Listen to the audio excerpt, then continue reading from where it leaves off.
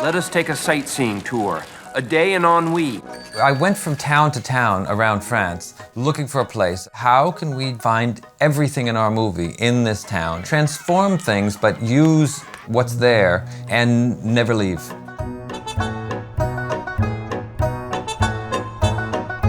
The French Dispatch is a portmanteau. It's a kind of omnibus film, a collection of short stories. Set in a fictional French city. Ennui sur blasé. The city is ennui. The city isn't Paris. You know, it's sort of an imagined or amalgamated version of different aspects of old Paris. So you can say it's France, but it's a poetic France. It's created and has elements from the past or from fiction. We're working in Angouleme, which is a beautiful, classic old town. It's quintessentially French, and it's architecturally, it's beautiful. It felt like it could be a period setting quite easily. It had levels. There's something just immediately gripping about a town with staircases and sloped roads and all these things. Ennui rises suddenly on a Monday. When I first read this script, it was clear to me that every sentence, as I read the first 30 pages, was an entirely new set. I immediately spoke to him and said, how do we do that? Well, it started with a substantial panic. And a realization that that's exactly what this was, that each shot was really defining a new set. I like how ruthless you are. It's part of your beauty, I think. The kidnapper's lair, and we were building a whole new building, but a whole new building on kind of a mountain in the middle of the city. Wes has kind of a great history of finding alternate studio spaces. The city of Angouleme became our sort of back lot. We took over this factory, and that became a de facto film studio in the center of town. Had a bunch of different factory bays, and we sort of took them over, and they were our different stages. And then we also had all of our workshops there, all of our storage there, and it became a studio. I mean, it really became an actual film studio, totally from scratch, without even electricity when we walked in the door.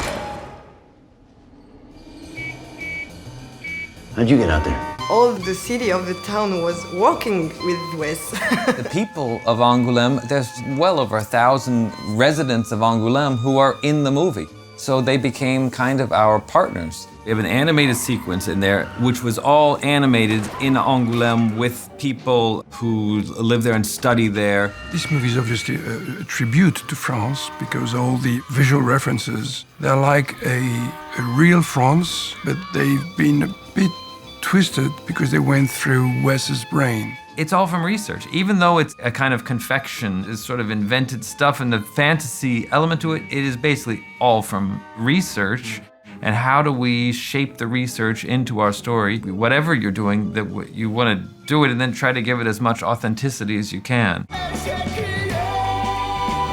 What is this world? What fast-paced, detailed, symmetrical, wonderland in this guy's head are we all being brought on ship for, to cross seas with him as our captain? It reminded me a little bit of a pop-up magazine turned into film. The look of the film, the photography, the art direction, the attention to detail of the props, the wardrobe, the choreography between the acting and the camera. It's just very unique. It's just very Wes Anderson. He takes it to another level.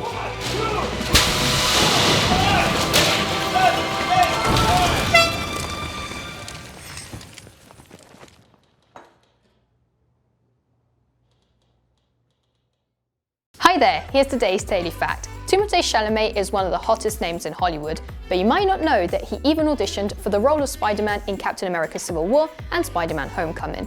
Although we do like to remember him in his artsy dramatic roles.